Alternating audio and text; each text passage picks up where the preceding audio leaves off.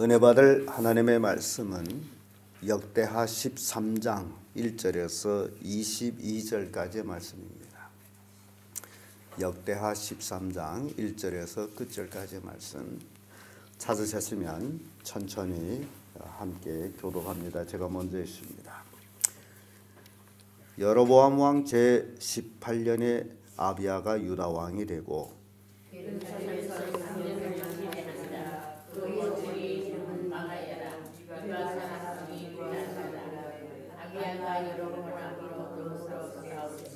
아비야는 택한 바 싸움에 용맹한 군사 40만 명으로 싸움을 예비하였고 여로보암은 택한 바 큰 용사 80만으로 대진한지라. 아비야가 유명한 산중 수마다의 자신이 위에서 살아가되 여로보암과 이스라엘 무리가 다 들으라. 이스라엘 하나님 여호와께서 소금 언약으로 이스라엘 나라를 영원히 다윗과 그 자손에게 주신 것을 너희가 알 것이 아니냐. 다윗의 아들 솔로몬이 소금과 그 아들 여로보암이 일어나 그들을 배반하고 남봉과 비루가 모여 쫓음으로 스스로 강하게 하여 솔로몬의 아들 르호보암을 대적하나 그때 르호보암이 어리고 마음이 연약하여 능히 막지 못하였느니라. 이제 너희가 또 다윗 자손의 손으로 다스린 여호와의 나라를 대적하려 하는도다. 너희는 큰 무리여 또 여로보암이 너희를 위하여 신으로 만든 큰 송아지가 너희와 함께 있도다. 너희가 아론 자손된 여호와의 제사장과 레위 사람을 쫓아내고 이방 백성의 풍속을 쫓아 제사장을 삼지 아니하였느냐. 물은 누구든지 숫송아지 하나나 수양 7을 끌고 와서 장립을 받고자 하는 자마다 허무한 신의 제사장이 될 수 있도다. 우리는 여호와께서 우리 하나님이 되시니 우리가 그를 같이 아니하였고 여호와를 섬기는 제사장들이 있으니 사울이 자손이요 또 우리 사람들이 조석을 들어 조석으로 여호와 앞에 번제를 드리며 분향하며 또 깨끗한 상에 진설병을 놓고 또 금등대가 있어 그 등에 저녁마다 불을 켜나니 우리는 우리 하나님 여호와의 계명을 지키나 너희는 그를 배반하였느니라.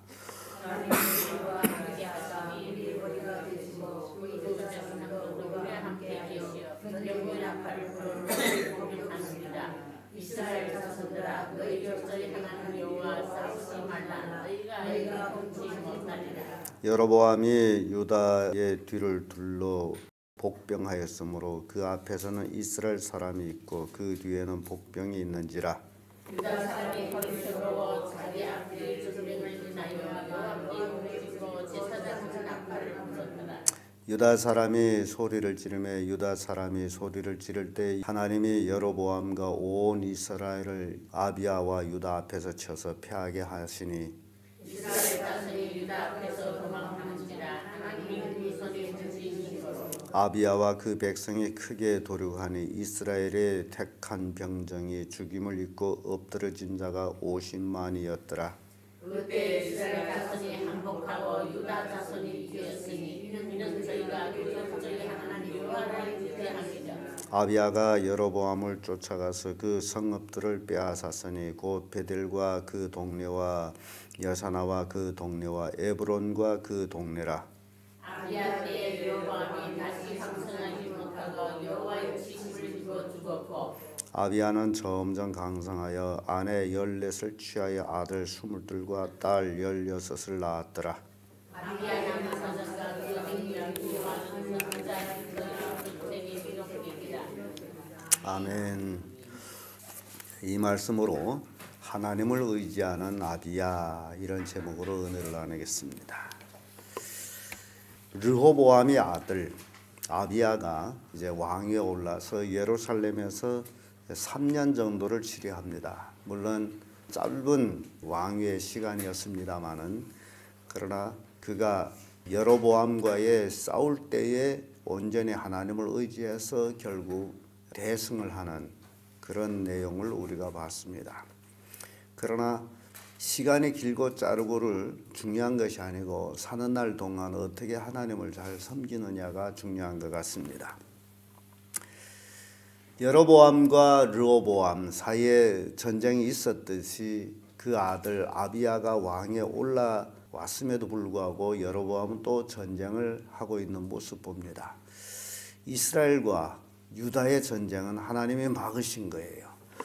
그들은 형제이기 때문에 전쟁을 하지 말도록 하나님 말씀하셨지만은 이스라엘은 그 말을 듣지 아니하고 또 아비야가 왕이 올라가지고 나라가 연약할 때에 쳐서 없애려고 했던 여로보암의 그 심보를 또한 보게 됩니다. 그래서 전쟁을 하게 돼서 유다도 군사를 모집했는데 40만 명 정도의 군사를 모집을 했어요. 그리고 여로보암은 80만 명의 군사를 모집했습니다. 그래서 10족속과 2족속으로 비할 때는 유다가 40만 명의 군사가 나왔다는 것은 대단한 군사입니다. 대단한 군사력을 가지고 있는 것이고 10지파로서의 80만 군사가 나왔다는 것도 실은 큰 군사죠. 유다와 이스라엘이 비교적으로 배나되는 그런 군사와 대적해서 싸워야 되는 것이 유다인데 유다에게는 큰 부담이 아닐 수가 없습니다. 전쟁의 승패는 군사가 많고 적음에 있지 않지만은 그러나 인간적으로 생각할 때에 바로 그런 큰 차별이 있어가지고 유다에게는 너무너무 큰 무거운 전쟁이 아닐 수가 없습니다. 그래서 40만 대 80만이죠. 굉장히 큰 전쟁이 아닌가 생각합니다. 80만에 40만 하게 되면 120만 명, 120만 명이 전쟁에 참가했다는 것은 이건 대단히 큰 전쟁입니다. 이스라엘 역사에 이전에도 없었고 이후에도 없는 그런 형제 동족 간의 전쟁이 이렇게 큰 전쟁은 없었어요. 이런 전쟁을 치르게 되는데 유다왕 아비야는 전쟁하기를 원치 않아요. 왜냐하면 하나님이 싸우지 말라 했기 때문에. 그래서 그는 이스라엘 향해서 하나님의 뜻을 선포를 합니다. 그것이 4절에서 12절까지 쭉 이렇게 연관되어 있는데요. 한번 보게 되면 이런 말씀이 있습니다. 4절에 아비야가 에브라임 산중 스마라임 산 위에 서서 가로되 여로보암과 이스라엘 무리들아 다 들으라 지금 외치고 있습니다. 어찌 보면 하나님의 말씀을 선포합니다. 또한 설교를 합니다. 이스라엘 하나님 여호와께서 소금 언약으로 이스라엘 나라를 영원히 다윗과 그 자손에게 주신 것을 너희가 알지 못하느냐. 지금 이스라엘 나라를 하나님께서 다윗에게 주었어요. 이거는 율법을 통해서 이루어진 말씀이에요. 아비야가 만들어낸 얘기가 아니에요. 하나님의 뜻을 선포하는 거예요. 이것이 소금 언약이에요. 그래서 다윗의 아들 솔로몬의 신복 느바시 아들 여로보암이 일어나서 그 주를 배반하였고 지금 여로보암이 솔로몬을 배반해가지고 솔로몬의 낯을 피해서 애굽으로 도망쳤죠. 그래서 애굽에서 시삭이 여로보암을 비호해 줬고 솔로몬이 죽은 후에 여로보암은 애굽에서 왕자 같은 생활을 하다가 이스라엘로 돌아와가지고 결국 분열 왕국을 조성합니다. 물론 하나님께서 여로보암을 왕으로 세우겠다 했으므로 천천히 다윗처럼 기다려야 되는데 그는 반역을 일으키면서 결국 하나님 앞에 죄를 짓는 그런 사람이 됩니다. 그래서 여로보암이 이제 반역을 일으켜서 남봉과 비류들을 모아가지고 세운 나라가 북이스라엘입니다. 그 당시에 르호보암은 어렸다라고 아비야는 자기 아버지에 대해서 비유를 하는데요.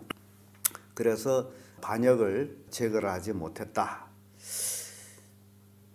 그러면서 8절에 내려와서 이제 너희가 또 다윗의 자손이 손으로 다스리는 여호와의 나라를 대적하려 하는도다.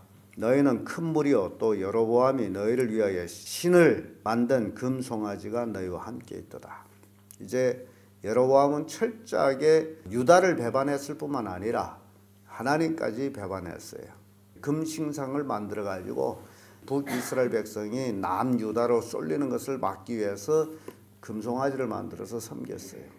그리고 또 이 여로보암이 보게 되면 본래 제사장은 아론의 이제 자손들로 제사장을 했고 레위 사람들로 제사장을 돕는 일을 시켰는데 이 여로보암은 세상 풍속을 쫓아가지고 누구든지 송아지나 염소 일곱을 끌고 와서 자기가 제사장 하겠습니다 하게 되면 제사장으로 세웠다라는 겁니다. 이 전체가 지금 여로보암은 하나님을 완전히 이제 대적하는 자가 됐다라는 것을 보여줍니다. 우리에게는 이제 아비야가 이 유다를 놓고 하는 얘기죠. 우리에게는 여호와께서 우리 하나님이 되시니 그를 우리가 배반치 아니하였고 유다는 하나님을 배반치 아니하였다. 여호와를 섬기는 제사장이 있으니 아론의 자손이요 또 레위 사람이 수종을 들어 조석으로 아침 저녁으로 여호와 앞에 번제를 드리며 분향하며 또 깨끗한 상에 진설병을 놓고 자 이게 굉장히 중요한 얘기가 여기서 나옵니다. 깨끗한 상에 진설병을 놓고 진설병을 몇 개 놓습니까? 왜 12개를 놓죠? 12지파죠. 지금 유다에 있어서는 10지파가 떨어져 나갔기 때문에 진설병을 자기들이 하는 대로라면 몇 개만 놔야 돼요? 2개만 놔야 돼요. 그러면 12개를 다 놓고 하나님 앞에 분향한다는 것은 이스라엘 12지파를 다 품고 있는 나라가 우리가 아니냐라는 얘기예요. 굉장히 중요한 얘기를 합니다. 그러니까 떨어져 나갔든지 어땠든지 중요한 것이 아니고 그들을 품고 있는 그 마음이 왕의 마음이라는 거죠. 그러니까 우리는 깨끗한 상에 질성평을 놓고 또 금 등잔이 있어 그 등에 저녁마다 불을 켜나니 우리는 우리 하나님 여호와의 계명을 지키나 너희는 그를 배반하였느니라. 지금 이스라엘에 대한 선포는 무서운 선포예요. 하나님을 떠난 백성. 그러면서 하나님이 우리와 함께 하사 우리의 머리가 되시고 지금 하나님이 누구의 머리예요? 유다의 머리예요. 유다의 머리가 되시고 제사장들도 우리와 함께하여 견고히 나팔을 불어 너희를 공격하느니라. 이스라엘 자손들아 너희 열조의 하나님 여호와와 싸우지 말라. 너희가 형통지 못하리라. 이제 80만 명을 놓고서 이렇게 담대한 얘기를 할 수 있는 것은 아비야가 굉장히 하나님을 믿는 신뢰를 가지고 있었던 모습을 봅니다. 너희들이 형통지 못하리라. 이렇게 아비야가 선언을 하는 이 와중에 여로보암은 그 말에 대해서 듣지를 않습니다. 그래서 망할 놈이 여기서 나타나는데요. 교회 안에서도 마찬가지예요. 정말 하나님의 말씀이 깨우침의 말씀, 책망의 말씀이 선포될 때에 그 말씀을 듣고 다 가슴을 치면서 그래요 아버지 내가 이렇게 못된 놈입니다. 죄인입니다. 회개하면 용서받고 회복이 되는데 이 여로보암은 아예 아비야의 선포에 관심이 없어.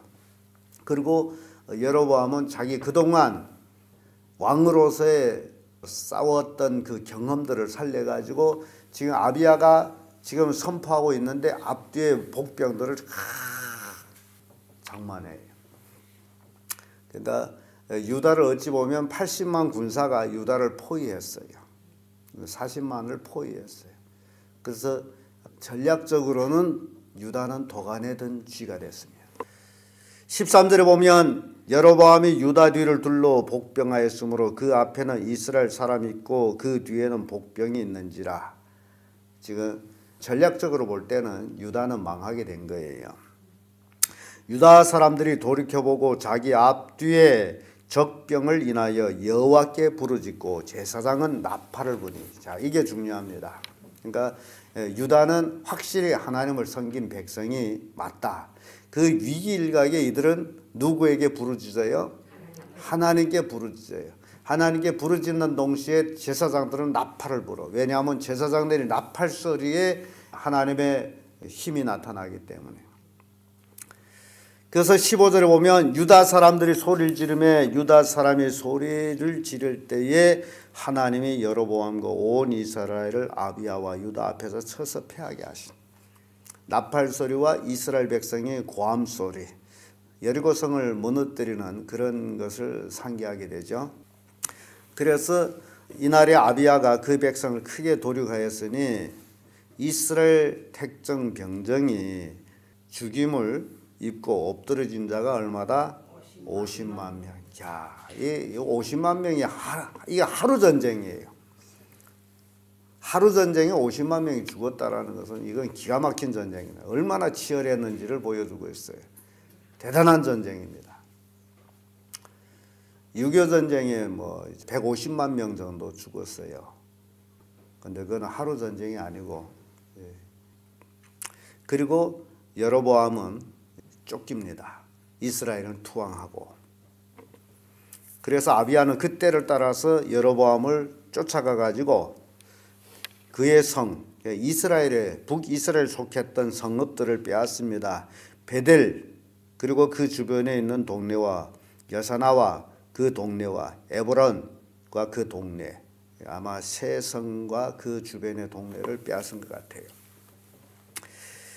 아비야의 때에 결국 여로보암은 크게 상했습니다. 50만 군사를 죽이고 나서 다시는 강성을 하지를 못했어요. 여로보암이.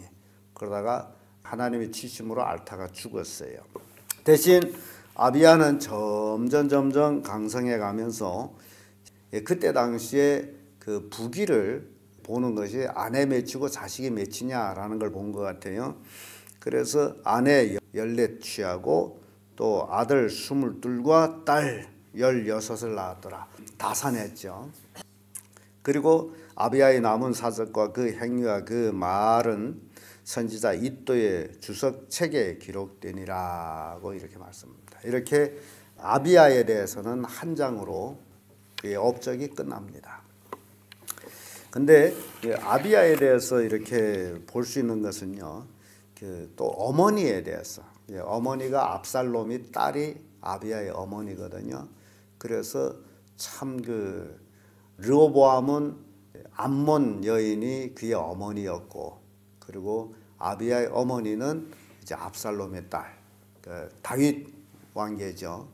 그렇게 다른 모습을 보여줍니다. 그래서 이 자녀들이 결혼이라는 게 어떤 여자를 아내로 맞이하느냐가 그 가문에 흥패가 달려있다 라는 것을 보여줘요. 그래서 결혼이라는 것은 남자 여자가 서로 좋아서 한다기보다는 가정을 이루어 나가기 때문에 양 가문을 봐야 되고 또 신앙을 봐야 되고 제일 중요한 겁니다. 그래서 어머니가 어느 만큼 총명하냐에 딸려 가지고 자식들이 총명이 달려 있습니다. 참 혈통은 아버지 혈통을 담는데 지혜와 총명은 굉장히 어머니 쪽을 담고 있다라는 것은 어머니 뱃속에서부터 어머니 지혜를 배우고 이제 젖을 먹고 크면서까지 어머니를 많이 함께하기 때문에 거기서 많은 걸 배우고 있다라는 겁니다. 그래서 제가 늘 얘기하지만은 할머니들이 자식을 키우는 것은 아니다라는 거예요. 할머니들은 세대가 떨어져 있어요. 그래서 할머니 머리로서는 손주를 지혜롭게 키울 수가 없습니다. 이게 우리에게 주는 교훈이에요. 그러니까 자식은 어머니가 키워야 된다. 절대로 얘야 내 봐줄게 가서 돈 벌어라. 이것은 아주 망할 징조라는 사실이에요. 오늘 우리는 본문을 통해 가지고 전쟁의 승패는 하나님이 함께 하느냐에 달려 있음을 보여줍니다. 마찬가지로 우리의 인생의 승패도 마찬가지입니다. 하나님이 함께 하시느냐 안 하시느냐 그거는 각자 자기 스스로 압니다. 여러분들이 진정 하나님이 함께하는 삶을 산다면 그 말씀에 순종하고 그를 경외하는 삶이겠죠. 그래서 여로보암을 추종하던 자들은 죄의 책망을 받고서도 회개치 아니함으로 결국 망하는 모습을 보여줍니다. 오늘 우리의 인생의 승리의 삶, 그것도 하나님을 의존하는 데 있다. 돈이 많은 데 있지 않습니다. 하나님을 의존하는 데 있어요. 그래서 참 여러분들이 새벽마다 나와서 하나님 말씀을 듣는 그 들음이 참 다 지혜의 말씀으로 들리기를 간절히 소원합니다. 아멘.